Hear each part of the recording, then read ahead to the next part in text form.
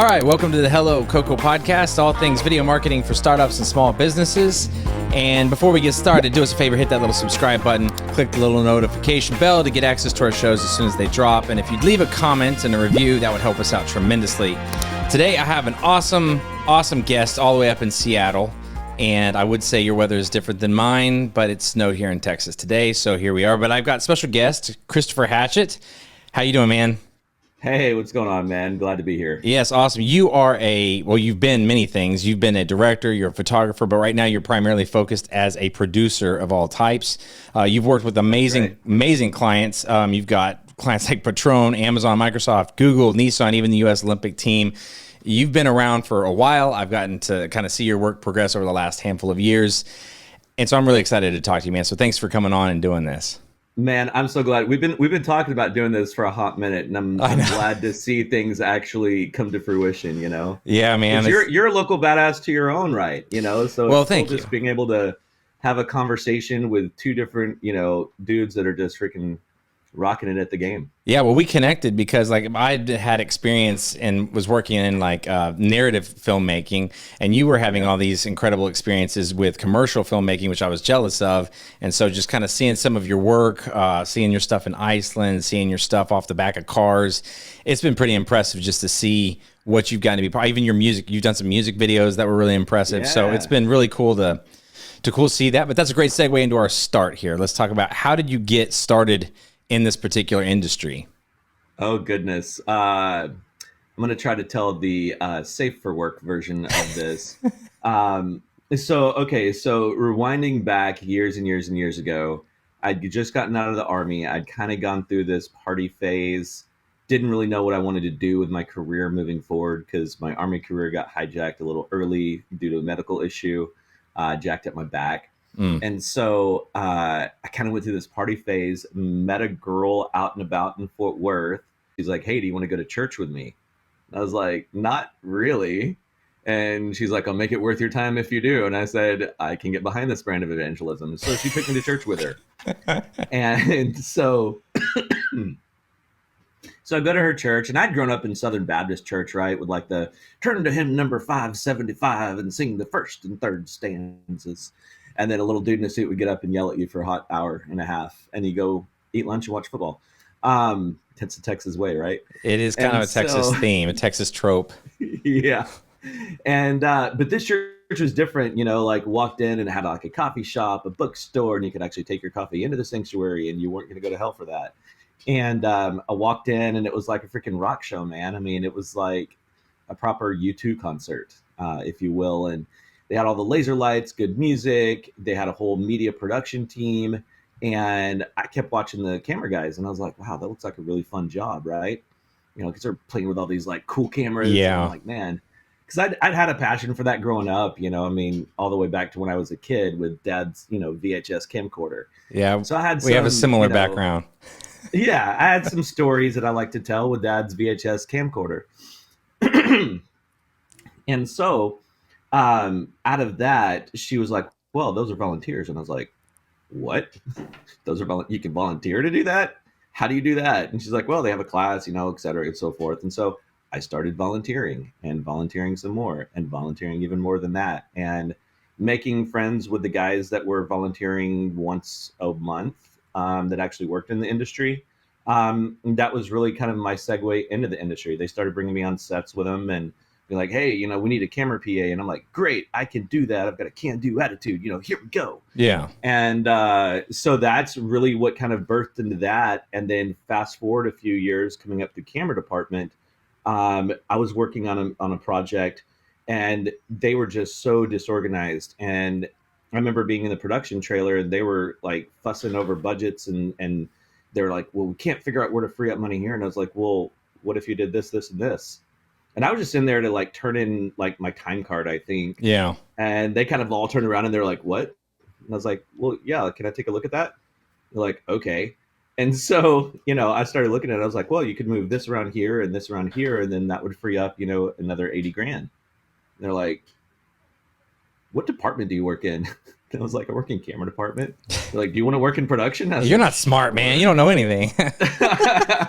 Yeah, you're just, you can barely take a lens cap off, And so then ever since then I was working in production. I mean, granted, I do still play within camera department every once in a while. I like it. It's fun. But there's a lot of people out there that I've realized that can shoot better at me, or they can shoot better than me.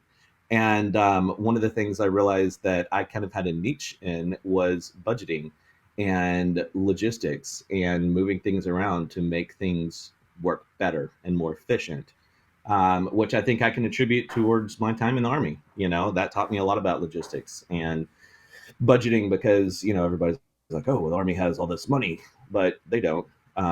They do, but they're really, really cheap about it, which also ties into corporate America. So being able to speak that language in the commercial space just made me that much more valuable of a producer, because I could get a lot of stuff done for not a lot of money. You Yeah. know? And Yeah, it's super so now valuable. here we are, you know, over a decade later, you know, and still freelancing in production. So Yeah.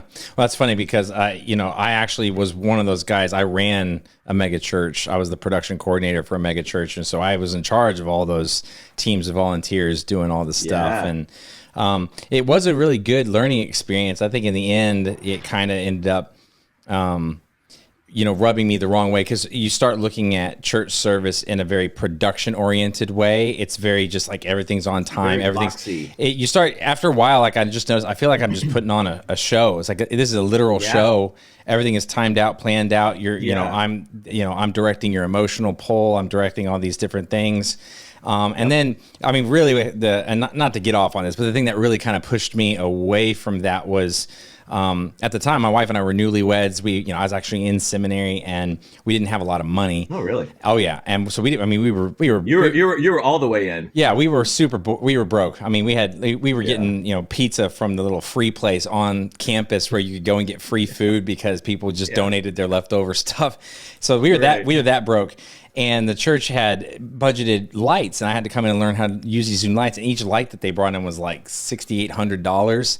And here's like 15 lights just all there. And I'm like, oh my gosh, like I'm eating pizza that is literally orange. And we're just in that. And it's just to make the show even bigger. And, and it just kind of started getting, I was like, I don't know if this is exactly what Jesus had in mind with this. But anyway, so I could totally understand. But it was a good learning as far as like how to run productions. And so I have a similar background. And you know what was great about that though? Like, let's be real. That was a very forgiving environment. Oh yeah. You could make some mistakes and you were still irreplaceable. Had we done that in the secular world, we'd have gotten to axe the first tiny little hiccup that we would have ever come across. Right. Because it's a far more competitive market. Now, that's not to say that the church market is not a competitive game, because it is. Right. But, it was a very good environment to cut your teeth. Yeah. And you're working with the same type of equipment that you work outside the church with. Right. You're creating the same, quality of content, hopefully. Yeah. That you are in the outside world. And so I still look at those days with very fond memories, working with some very great people, albeit maybe a little bit not aligned mentally with the same mindset that I have. Yeah. But still, those were fun days, and I can attribute every bit of success I've had since then to my start working in the church. That's funny. Yeah, I mean, I remember doing that, and then I started doing live football games with some of the major North Dallas schools, and so these are big stadiums, and they had playback and graphics, replay. They're running like 12 cameras, and in the director room doing that, and then after a while, you're like, it just started to feel like, it just amplified it. But if I hadn't worked in the church before then, I would probably not have gotten those jobs working for that. So it did turn out, I think, in the end, to be a really great place. So anyway, well, see, a lot of too, like, just to kind of wrap up that tangent, what a lot of people that probably listen to this outside of Texas don't realize, Texas football. Oh, it's major. Deal. Oh yeah, it's expensive. Even in the high school arenas. I mean, you've got Allen High School. You've got all these like. Well, yeah, Allen's one of the ones I was working in. Massive. Yeah. Were you really? Yeah, Allen you've High got School. these massive stadiums for high school football, right? That take a lot of media support. So people may think, this is just my little country, 500 people stadium. Yeah. No, this is like your No, this 20,000 is like people we're high school stadium. broadcasting. Yeah, like this is going Right. out to local cable and stuff like that. People are like it's a Yeah, big deal here. So, it is. but yeah, all right. Well, so jumping from that, let's get into. So we got how you kind of got your start. What Hmm. are the best ways over your career so far that you've seen businesses or companies using video? Like I'm sure you've seen things that worked really great and some things that Oh haven't. So gosh, what do you yeah. think? I mean, here's I'm going to go off on like one little slight tangent that still relates to your question here. I think there's a lot of people out there that use video poorly. I've had so many clients that have come up and like, "Hey, we need a video." And I'm like, "Cool." My first question to them is, "Where's this video going to go?" Because that's going to really play a big factor into what it is that we create, right? Right. If this is going on a YouTube pre-roll, we're not going to tell a long story because you've got 15 seconds, Right. right? You're creating micro content. Oh, cool. This is going towards a broadcast piece. We're going to do a broadcast ad buy. Okay, great. We'll pipe a little bit of more money into production value on that because you want to grab people's attention, the few that still watch commercials, right? The people Right. that haven't cut the cord. Um, or the people that have, Hulu ads on their subscription, Right. there's still a lot of commercial space out there. So the biggest question for me right out of the gate is, cool, where's this going? Because then we can kind of work backwards and kind of create a game plan on how we're going to reach that market. The second step is figuring out like what's a tangible ROI. I always tell people about, don't guarantee ROIs to your clients because it's Right. impossible to do Yes. unless you're doing like a very targeted digital campaign, right? Then you can actually put metrics to that and like what dollar amounts equate to views, right? But I've done a lot of research and a lot of reading. I've even published a lot of articles in a couple publications out there. Like I did one that was a 4-page deal for Photo District News about the real cost of video. Helping people understand why a video costs upwards of $1 million for a global campaign piece. Right. Because people are like, oh, that's a lot of money. What am I going to get back out of it? And then they look at that as a cost driver versus a potential revenue source, right? Right. Because if it's in the commercial world, your revenue source is more products sold, right? So it's all about kind of understanding what this video is going to be used for. And there's other people that are like, well, I don't know. I just know that video is important when you need to create a video. Yeah. Okay, great. Well, let's step aside from that. Like, yes, you and I can create a video. That's fine. We're going to do that. But I want us to use this time to focus and ideate where we want this video to live, how we want it to play, what audience we want it to reach, what's our demographic. So many people don't even pay attention to any of that because they don't have an advertising mindset, Yeah. right? So helping kind of walk them through that, number one, builds value within me as a producer because they're like, well, you're thinking about stuff I'm not even thinking about. Right. Great. That's my job, right? That's our jobs as producers. We want to catch things that they're not going to catch themselves. And then they're like, oh, no, you've got our back. I'm like, yeah, you bet I got your back because I want us to do more stuff and I don't want you to run out of money to do more stuff with, right? Right. So to answer your question, how people have used video wrong is just creating video and just throwing it out there without any sort of distribution plan, without any sort of foresight, without any vision, right? And people that have done video right, they think about those kinds of stuff, or at least they work with producers that do think that way.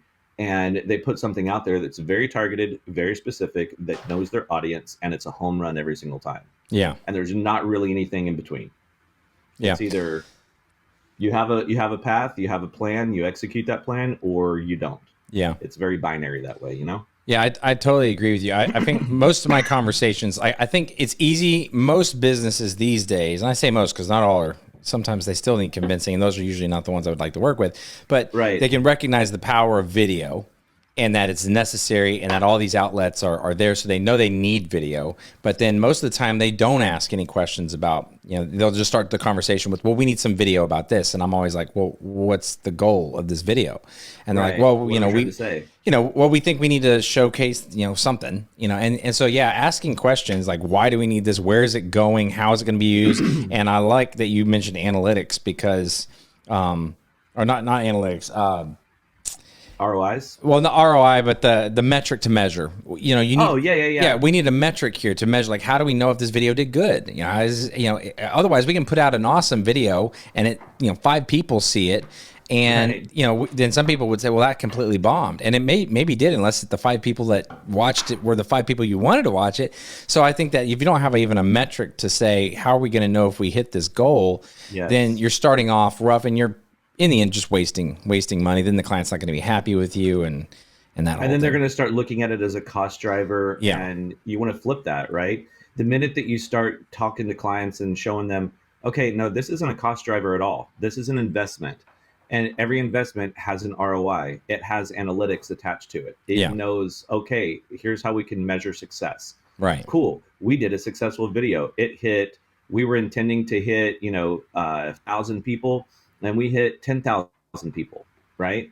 And all 10,000 people of those bought our product, which equated to, let's call it, $250,000. Well, if their video only cost 25,000, Yeah. They made. but they sold 250,000 worth of product, that's a pretty good ROI. And guess what? They're probably going to want to do more video content. Right. What about so I mean, as a producer and somebody who's overseeing these type of projects, what has been the most difficult things to deal with as far as your space and working with clients and putting things together? Like, what's been hard? Um, well, excuse me.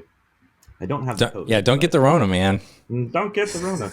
um, no, that's a great question, actually. The challenges that I face typically on a basis, I work a lot with ad agencies, Mm-hmm. and with talent agencies that'll bring in some director, right? Where I butt heads typically with other directors is, you bring them on and you say, okay, cool, we've got this budget for you, we've got this budget for the project. Here's the platform that you have to work with. And when their vision exceeds that and they get all into them, right? Which not all directors do this, but some do, especially some of the younger guys that are out there with something to prove. Yeah, I know Their what you're talking vision, about. yeah, their vision exceeds the budget. And then I have to be the bad guy and be like, well, okay, cool. That's a really great idea. Let's table that for a future project with a bigger budget, but let's kind of rein it back a little bit for this one because we've only got an $80,000 budget. Let's save that idea for like a $6 million ad campaign, right? Because directors are wanting to like Michael Bay some stuff, right? They Yeah. want to blow up a bridge, and you're just like, we don't have money for permitting for that. We don't have money for the stunt riggers for that. We don't have money for the crew for that. Like, let's just dial it back a little bit. So that's one. Also, two, a big one is client expectations, right? I mean, that's something that goes without saying. I mean, look on any of the Facebook groups like Movies That Memes or the director's content on Instagram, especially for music videos. Right. You have these agencies that are like, they'll give you like maybe $8,000 for a music video, but they want it to look like a freaking, $800,000 music video. Yeah, they want Kanye to drop in there. Yeah, they want like helicopters and they want all this stuff, and you're just like, man, that's just not realistic expectations. So, they're the ones with the money, right? And a lot of people find themselves in this kind of no-win situation between the people that control the money and their expectations, but what they want to spend the money on, right? And so kind of mitigating that is a very tightrope that you have to walk. Yeah. Because they want all these things. You're like, well, why don't we have like lobster bisque at Crafty? It's like, well, because your budget only allows for like LaCroix and some pizza. So like, if you want to throw more money into that, go right ahead. We'll get you that lobster bisque at Crafty, why don't I have my own trailer for talent? You didn't have the budget for that, so Right. we had to rein it back. Yeah, and it seems to be a never-ending. At least for me, it's a never-ending. Yeah. Battle with people trying to. You always come back to cost, and you're like, hey, everything costs money. Nothing is free. And if you can have great expectations, just don't expect it for free. Well, that's it too, right? And especially in the music video world, it's like, oh, but this artist is going to blow up and it's going to be great exposure. It's like, cool, I'm eating leftover pizza Right. at church, I can't pay my bills with exposure. You know Right. what I mean? So Yeah. Well, if you and want to you're in the do department. Neither this, one of us are young anymore. We both have kids. right, You can't, right, this is, you have to have some way to feed family at this point. So that right. intern 18-year-old, I'm in college and don't know what I'm doing, but I'm happy to work for $5 and pizza. That just is gone now. Absolutely. I just turned 40 this year. I've got bills, I've got child support for my kiddos, I've got things I want to do with them. I've got colleges perhaps to save up for depending on what they want to go into. So I can't I can't work for free, right? Nor should you. That's just a standard business principle that's as old as time, right? I have a skill set. That skill set is worth this amount of dollars, and if you want it, pony up. If you don't, find somebody that will work for that $5 and some pizza. Yeah. Yeah. That's not me. Yeah. It's not me As either. cool as your project may be, Yeah. I, you I, know, I understand. I think if more businesses start thinking that way ahead of time, I don't show up to a business and demand their product for 90% off, and then expect them to give it to right? me. So, tell me a little bit about, so you've had the privilege to work with Google recently. hmm What did you learn from that experience and how did that kind of come about? So it's interesting, right? Oftentimes, a lot of my friends that also work in the industry are like, "Man, like you're working with these big companies and they have all this money," but you'd be surprised how frugal um, and cheap these big companies are when it comes to content. Mm, Google is a prime example of it's a huge company, it's a global company, everybody knows Google, but when they're creating digital content, they don't want to spend more than like 50 grand on a video, and that 50 grand needs to cover 20 deliverables, right? mm, So that's a lot of post time, that's a lot of production time, that's a lot of content for a producer to have to come through and find the right sound bites for. So that's a lot of time involved. And then the other side of that is not just the frugality, but they want it all yesterday. There's not a lot of forecasting. And this isn't a slam on Google. I enjoy the relationship with them. But what I wish would change, what I wish we could, as people in the industry, be effectors of this change, is to help coach them on forecasting. Like, okay, cool. You guys know all the way from your Marcom department that you need these pieces of content to drop each quarter. Let's start forecasting so that we're not in quarter 3 and your content drop is on the 30th and you're on the 29th going, hey, we need to think up of 20 videos. That's just not feasible to do. And a lot of that comes towards like client coaching, because if unless they have experience working in video, I've encountered this between Google, Microsoft, Amazon, pretty much any of these large companies that I've worked with. This is a trend, right? You have somebody that's in the digital marketing team or somebody that's in the digital content team.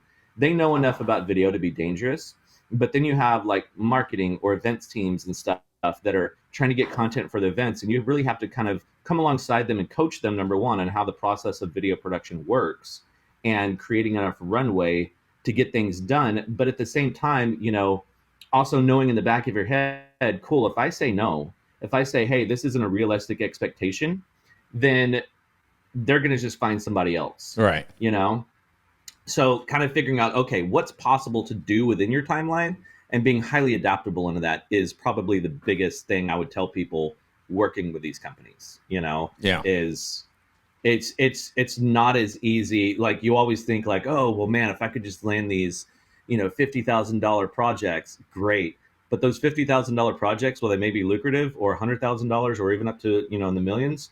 Those are all great, but they also come with trade-offs. And the trade-offs are you're going to be busting your butt at the very last minute in the 11th hour, working 14 hours a day as a producer, trying to juggle all these irons in the fire. And it's not easy. And it's sometimes I miss those, $10,000 projects where you have a whole month to complete it. Yeah.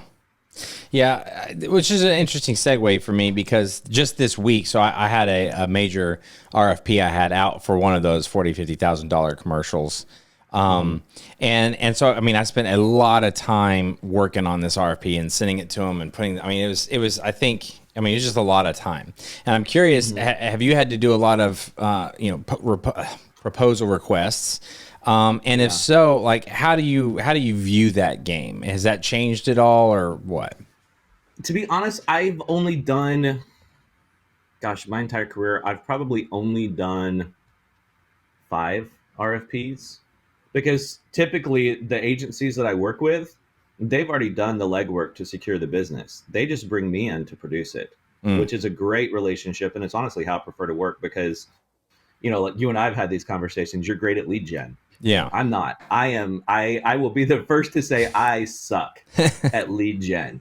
Like Right. I am the worst at sales. I mean, you get me in front of somebody, I can close a deal, but setting up the deal, I am not the setter. I am definitely the closer and definitely more the, okay, cool. Here's my budget to work with. I'm going to make it gold.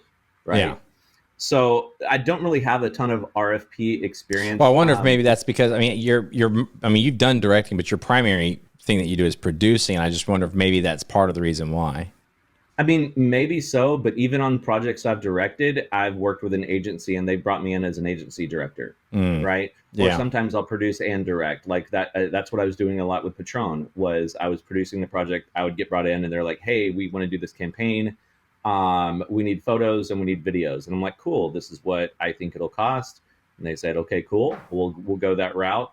Or they'll come back and say, "Oh, well, like if I quote." I'm just going to pull arbitrary numbers because it's been a while since I've worked with them, unfortunately. Okay, so this project, we need 30 stills, we need 10 videos. Okay, great. I think this will cost $100,000. I'm like, oh, well, we've honestly, we've got about 80,000 to throw at it. Can you do it for 80,000? Let me go check some numbers and move some stuff around. I think we probably can. Let me just move some numbers around and come up with a budget before I can commit and say, 100% go. Yeah. And so I've done stuff like that. The only one RFP that sticks out, a friend of mine in Dallas, Johnny, who's extremely talented, and he kind of came beside me and he was my lighting guru on my Patron shoots. And he hit me up and he was like, "Hey, so I got hit up to submit an RFP for the Port of Houston." And we had to drive down to Houston, which that was a fun road trip. Love me some road trip with Johnny. We drove down to Houston and it was kind of his show. I was pretty much there for support, right? And bringing a little bit of my expertise along the way. And we go in this room and there's like the general or the admiral of the Coast Guard sitting in there. It's this big board of directors, right? For the Port of Houston. And it was pretty intimidating. I'm going to be honest. Yeah. That was probably one of the most intimidating pitch meetings I've ever been into. Because here you have all these military personnel and all these, big wigs for the Port of Houston. And we couldn't ask them any questions. They could ask us a bunch of questions. We pitched our idea, not really knowing exactly what they wanted because the RFP wasn't clear. Yeah. So we're like, we're just going to pull something out of a hat and hope that they like it and hope that they want to do business with us. And most importantly, dealing with that sort of entity, hope that our quote comes in under everybody else's because all those types of entities, they just want to find the cheapest bid. Yeah. They're not really super, like they want it cheap and good. And they want it fast, which, as we all know, presents its own conundrum, right? So all that to say, we didn't win the bid, unfortunately, but it was a really good learning experience for the RFP type situation. Yeah. Well, I think my experience is, focusing on primarily the director's side and even trying to work with other agencies, I've had to submit, a decent amount of RFPs, and I've just realized they just take so much time, and I feel like the whole method I think is really backwards because I agree. You get a blank thing, and you don't know how many people you're competing with. You don't know, exactly. They're basically able to call a lot of great ideas, and then they can leave you hanging just like that. Anyway, all that to say, I just think that for me, that's one of the worst parts of the industry. I was telling my wife, I was like, I think I'm done with RFPs. I think you either work with me or you don't, but no more freebies, no more free ideas that you can just be like, hey, we really like this guy's thing, but we like your stuff, so just use his stuff. And oh man. And that's the other part of that I was going to bring up too, right? You can submit a banger of an idea and watch somebody else do it. And watch somebody else do it because they quoted cheaper, and then they take your idea and give it to them. Because if you read the fine print of the RFP, all your ideas are property of that particular client, even though you may not win the bid. Yeah. So that's like, oh gosh. Yeah, that's anyway. It's the worst. Let's talk about COVID since you seem to have it this morning. No, I'm just kidding. So COVID. You know what? I am lucky that I have not gotten it yet. Oh really? Oh yeah. I've been there, done that, and Anyway, we don't need to talk about that. But what I do want to talk about is, for me, here in tech, you were already up in Seattle, I think, when it happened. Whereas I was actually in Portland. Oh, Portland. There we go. Yeah. And I'm down here in Texas still. And so when it happened, the industry here just like everything just ground to a horrible stop, and nobody was doing anything. And then when they did start finally coming back, as far as video marketing stuff goes, it was just like trickling in, and then there were all these rules, and everybody was scrambling to just figure out how to appease everybody and not get in any trouble. Yeah. And I'm curious, has anything affected you now, having been years now later, that, how did it affect you? What has changed since then? Anything good, anything bad? Yeah. So, I mean, I think anybody that works in any sort of industry in the world can all agree that it was a big, terrible thing to have happen. I remember I was working on a show down at Warner Brothers when COVID first came on the market, and I don't really watch the news much. And I just remember these security goons coming in the production office and going, "Hey, we're shutting down the studio, and we don't know when you'll be back, so grab all your stuff." I'm like, "Why?" The first thing that came to my mind was like, "Oh, has there been a shooting on the lot? Right? Is there something violent happening?" And he's like, You don't know? No, I don't know what's going on. Oh yeah, there's this virus going around the world killing everybody. I'm like, the zombie apocalypse is here. Actually, it actually happened. Yeah. Okay, cool. And so I was like, all right, I've seen enough disaster films to know you don't spend much time in LA when the world's ending. Right? Yeah. That's the last place you want to be. Yeah. And so I boogied back up to Portland, and then everything shut down. And so I was thinking, okay, great. What do I do now? Right? How do we circumnavigate this? How do we still work? And so I was, I went into scramble mode just like you did, just like we all did, right? And, I was like, well, there's still businesses open. So I jumped on a group called Alignable, I think is the name of it. Alignable.com. And it's pretty much I've heard of this, yes.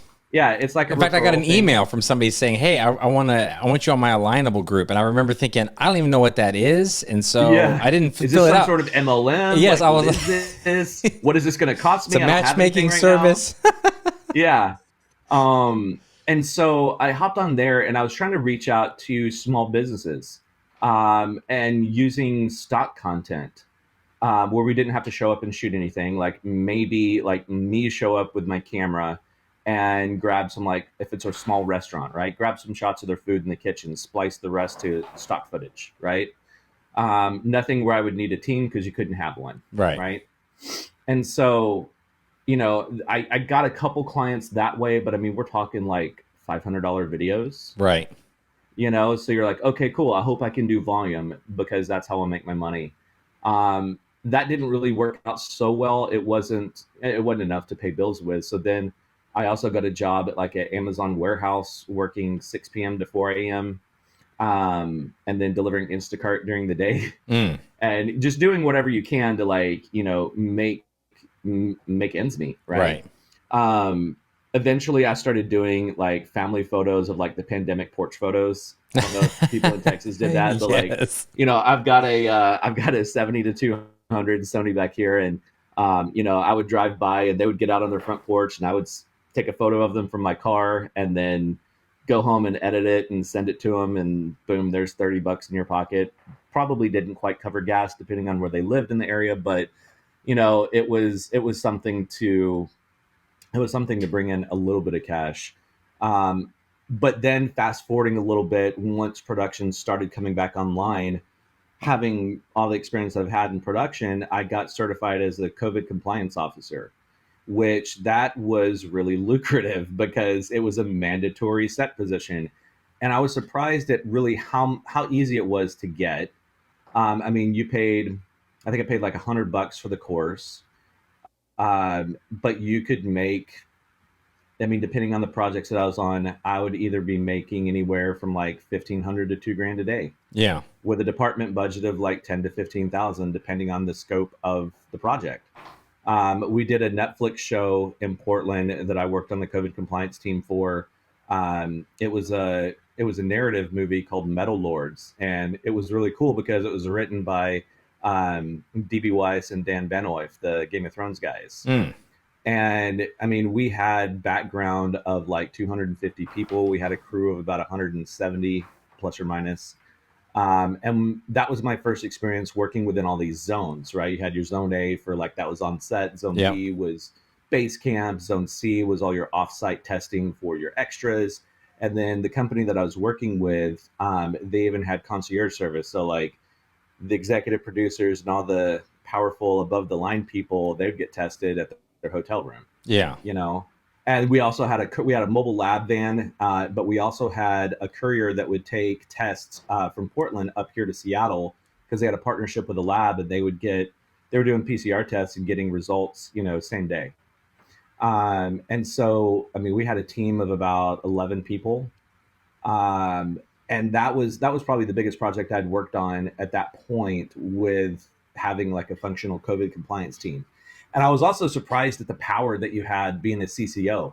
As we all know, AD really runs the set, Right. but COVID compliance officer, if somebody's slacking off or not doing the right thing, you can shut down an entire set and nobody can say shit to you. Nobody can say anything to you. Yeah.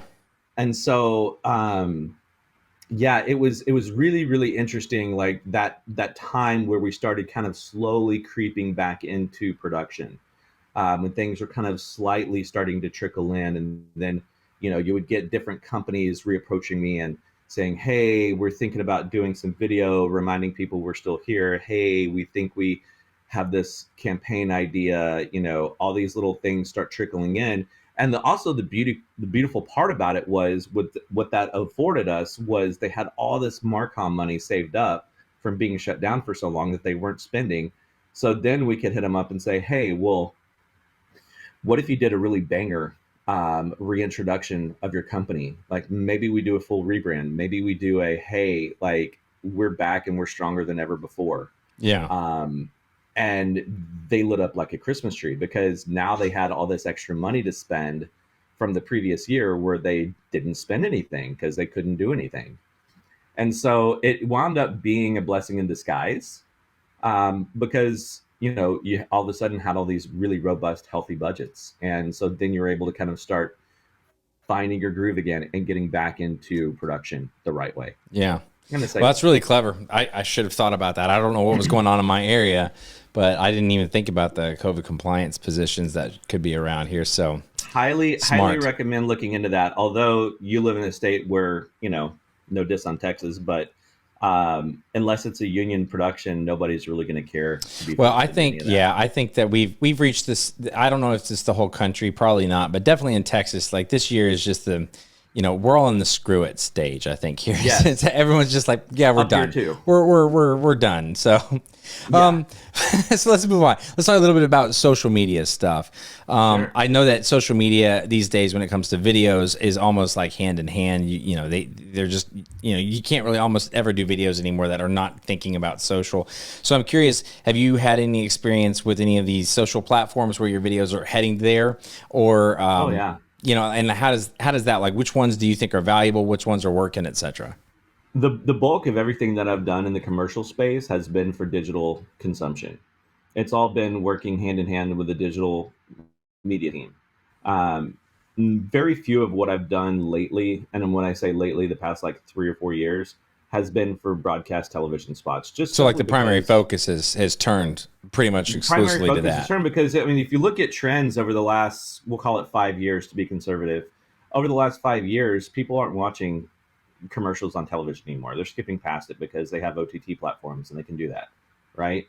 So how do you capture audiences and make them watch your ads? Well, you can do pre-rolls, which I always try to guide people and clients away from pre-rolls because I feel like it's disruptive advertising Yeah. and it's not really a great trend. It creates, as a matter of fact, it creates negative brand impression because you have somebody that wants to watch their cat video and now they're listening to a Liberty Mutual ad. Yes. Now they're like, I hate Liberty Mutual. It's interrupting my cat video. They And are so, everywhere. Like Liberty Mutual is like right, everywhere online. You can't get on YouTube without being blasted with the Liberty song. right. And so it creates a negative brand impression. The same thing goes for any brand that creates a pre-roll or a mid-roll on YouTube, right? YouTube's a great source for advertising because it's got some really robust metrics that you can use to gauge how your ads are performing. It's great from that perspective, but from from how it interacts with your viewers, it still does, in my opinion, create this negative brand impression. I've yet to meet somebody that's like, yeah, I saw this ad for Toyota that I made me want to go out and buy a Toyota that day. Yeah. Like that just doesn't happen, you know. Where I have seen it be successful is in Facebook, because Facebook again has a very robust ad platform with a lot of handy analytics that you can use to track success. Um, and that, people are just mindlessly scrolling through their feeds anyway. So if they stumble on an ad and they watch it and then they go buy that product, great. One of the ones that I see working the best currently is on TikTok. I have been a product of placed ads that I've gone and bought that product from, like TikTok and Instagram. Mm-hmm. Especially Christmas. You're just like, you're dating somebody and you're not really sure like what they want or what you should get them, and then here comes these like, this blanket hoodie, and you're like, oh, that looks comfortable as heck. Like, oh yeah, okay, cool, can't go wrong there. So then you wind up like clicking on a link, and then you put your credit card in and you buy it. It's like boom, it's quick, it's transactional, it's this 15-second little ad that didn't really take a lot of money to create, but boom, boom, boom, they're selling all these products off of that one little 15-second ad. Yeah. Because it's they capture it, they funnel you to where you can buy it, and then they complete the transaction, and then on to the next one. Yeah. Right? Well, I was going to ask you about, because TikTok's one of those things I keep, it's kind of one of my topics right now that I ask everybody that I bring on the show, and then as I'm doing business, because it's a platform that I think is still very untapped as far as, and its growth is ridiculous. And so I feel like you have to, but it's also unique. Yeah. You can't just grab your Facebook stuff and drop it on TikTok and have it work perfectly. So what do you think, what's the value in TikTok, and where do you see that headed? Well, I think the value in TikTok is, again, you're not really interrupting anybody's experience on the app with an ad. If they don't want to watch it, they'll just keep swiping by it. They're not going to be too bothered by it. It's less intrusive than what I was talking about earlier with like a YouTube mid-roll or a YouTube pre-roll. Right? It's not interrupting something that they're trying to watch. When you first log onto the app, there's always a sponsored ad, right? You can skip it. You don't have to wait for the little circle to close before you can skip it. It's not intruding into anything. It's just baked into the feed. So if you want to watch it, if it's something that captures your attention in the first second, great, watch it. Then go buy it. If you don't, you just keep scrolling. So it's a very great way to minimally intrude into somebody's digital experience. Mm. Yeah, I definitely think there's a lot of strategy that can go into TikTok, and that's been one of my kind of side projects at the moment is developing how small businesses can really utilize the TikTok feeds that are going on, just because it is an interesting thing. And what's funny too is you have such a various audience base on TikTok. When it first started out, it was kind of your tweens and teens. Yeah, it was a way for them to get away from Instagram and a way for them to get away from Facebook and all of that. And now it's migrated to like my mom the other day. She called me up and was like, "Hey, how do I download TikTok?" I'm like, 72. What do you want with a TikTok? And she's like, "I just like watching funny videos." And I'm like, "Oh, okay, cool, fair enough." But you're starting to see like a very wide variety of demographics with an untapped market that you can advertise to. Yeah. Again, with those little 15-second videos, and you can create. I mean, typically the strategy that I create is, okay, cool. Like you're my client. Let's just kind of hypothetical this out for a minute. You're my client. You want to advertise your widget company. Okay, cool. Let's talk about how to advertise your widget company. So the way I see it is we're just going to use round numbers, $100,000 to advertise your widgets with for this quarter. Okay, great. We're going to use probably 30,000 of that to spend on ad space and like ad placement. We're going to use the rest of that for production, and we're going to create for you, let's call it 10 to 15 15-second little breakouts. And you can use that on Instagram, you can use that on Snapchat, you can use that on TikTok, and you can put those across all your platforms. But we're also going to, from a story standpoint, create where we can loop those together into 30-second pre-rolls without having to shoot additional stuff. We're just going to smush these two content pieces together into one contiguous piece. Yeah. So now production is still staying exactly where it's at, but we're able to tell these stories in 15-second versions, 30-second versions, and 60-second versions. You have all this content, different various content pieces with content link that you can now put anywhere on the internet to advertise your widget company. And you've only spent $100,000. Yeah. And that includes all the ad buy. It's a done deal, you know? Yeah, I like that. That's super smart, and I think it's great to be packaging things and to be thinking about it in those kind of short. How can we maximize the production? Right. That's a huge thing, and I think businesses really like that. They want to. I mean, it's something they want to hear because they don't want to spend extra money, and they don't have. Yeah, like money. We're gonna go and shoot this a different way because it's longer. No, like just cut a couple scenes out of it that are superfluous that you don't really need for your 15-second pieces. Let them play out. Have a little breath in them for your 30-second, 60-second pieces, right? Yeah. And so being smart with how you capture stuff is very, very crucial. There's also trends moving away from having star talent in your commercials. I mean, if you're creating a Super Bowl piece, that's a whole different ball of wax, right? Right. But you don't need named talent in your Instagram videos or in your small videos, unless you're working with an influencer, and then that's also a whole different thing, right? Yeah. And that's a whole, and that's also too a valuable piece for digital marketing is if you have a company partnering up with these influencers that have millions of audiences, well, now you've got an actual tangible projected audience range matched with reciprocity, right? So if they publish it out to all of their viewers, okay, cool. They've got 1.5 million viewers and you have a reciprocity of like 10%. Well, you're still getting 100,000 people that are watching your video, and then probably half of those buy. So now you've converted 50,000 units. Yeah. Right. Then you could take those 50,000 units, go, okay, cool. They each cost $10. Well, now you've sold $50,000 worth of product for a $20,000 deal with an influencer and another 20,000 for production. So now you've made 10 grand on the deal. Yeah. Which isn't huge, but it's also not a loss either. Yeah. You know, and you can obviously scale those numbers up, but for conversation's sake, I just do some. Yeah. Well, very smart, very wise. I do want to wrap it up here in a second, but before we do that, I do want to jump into your latest venture, which I got to listen to last week. You started a podcast. It's not exactly video marketing, but in a way it is marketing. And in a way it is you're getting the message out. You have a podcast about basically jumping into the dating world in a later stage of the game. So you want to tell me a little bit about the title of this thing and how you like how did this thing come about? What's your goal for that? And then we'll make sure we link to it later. But go ahead and jump in there. Yeah, for sure. So one of my really good friends up here, her name's Chrissy. She's kind of been, you know, the female that I'll go to for advice on women. And I've also in turn become the dude that she goes to for advice on dudes, because we both shoot it to each other straight. You know, it's like, hey, listen, like, you're being a knucklehead about this situation. Like, just open your eyes. Like, don't sabotage it off the very beginning. And so as we would just have a glass of wine and just chat and catch up. And as we did that more, we're like, man, you know, like this could actually be a really interesting podcast for people to listen to.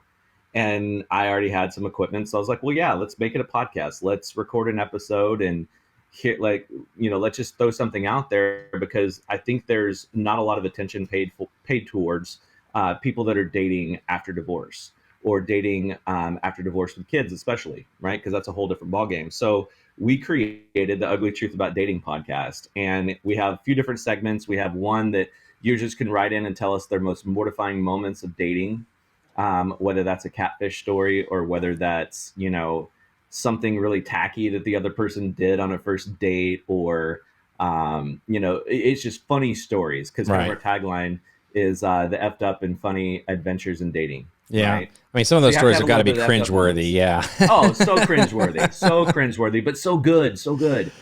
We have another segment where her and I swipe through dating profiles and we'll critique them. You know, it's like a bunch of dudes with fish pics and a bunch of women with like sunglasses on in every photo where you can't see their eyes or really what they look like, but you're supposed to want to match with them. So we also have a way that people can submit their profiles to us and we'll help them make them better. Right. We also have, neither one of us are experts, by the way. Like, we're just two people aimlessly trying to find our way through the dating world. And it's changed since before you were married, right? So long story short there is, you know, she's got a friend of hers that's an actual therapist in the relationship world. And so We're working with him to come on and do a segment called Nacho Therapist, where people can call in and ask a therapist a question, or write in and ask a therapist a question. We'll answer it on the show. And then we always end with tangible takeaways, something that you can walk away from spending an hour with us on the podcast and apply to your current dating life and maybe make a positive change and, start dating in a more healthy and self-respecting kind of way. Yeah. Well, from listening to the pilot episode, it was the pilot that I got, right? I think it was. Yeah. Okay. We've got, I think it was. Episode two is out. It dropped Monday. We typically release new episodes Mondays. And then we have a video component that we put on YouTube on Fridays. Gotcha. So if you missed it on Monday, it's not a live thing, so you can listen to it whenever, but you can either consume it on like Spotify, Pandora, iHeartRadio, Apple Podcasts, all the majors. Awesome. And then if you want to watch it, we've got some funny like animated segments that a good buddy of mine in Dallas, Jeff Ham, helped me create some little animated bumpers. But if you want to watch the show, you can on YouTube under The Ugly Truth About Dating. Although I found we can't create a custom URL yet until we get 100 subscribers. I know. Yeah. So now I just have to look up The Ugly Truth About Dating. But, I can go and help you with at least one. I can click the button and help you. Yeah, move you there up. we go. There we go. And hopefully some of your listeners, even if they're not in a world of dating, maybe they'll go subscribe to it. And yeah. Well, it's funny because I listened to it because I wanted to hear what you were doing, and the quality is great. So I can support it and say y'all are doing a great job. And of course, I've been married for quite a while now, and so I didn't, I can't relate to some of that, but at the same time, I can look at it with a sense of horror. Like, I have no idea how I would be if I tried to enter the dating world right now. Like, I don't even know what I would. Scary place. Yeah, I would stay where. If you're married, stay where you're at. Even unless it's a toxic environment, stay where you're at. Not for the love of God. Yeah, not to reveal my cards too much, but like Facebook had just come out when I got married, so like the whole social world is like that's a whole different game. I did not have to deal with that at all. So. But even if you are married, it's still funny to listen to the horror stories. Yes. And maybe it's a little bit of a reminder of like, what? As frustrating as my spouse can make me, I don't have it that bad. Yeah. Well, all right. Well, we're going to wrap it up. Chris, thank you so much for being on the show today. And Chason, thank you. It's great to just talk this kind of stuff, and you've had so much experience, so I just appreciate your time and your thoughts on it all.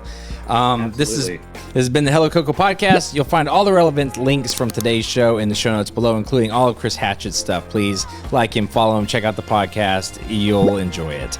If you enjoyed the show, please give us a 5-star rating and a review, and be sure to tell your friends. Another way you can support us is by following us on social media and YouTube at Hello Coco Agency. That is all for this episode, folks. Go get after it. Awesome.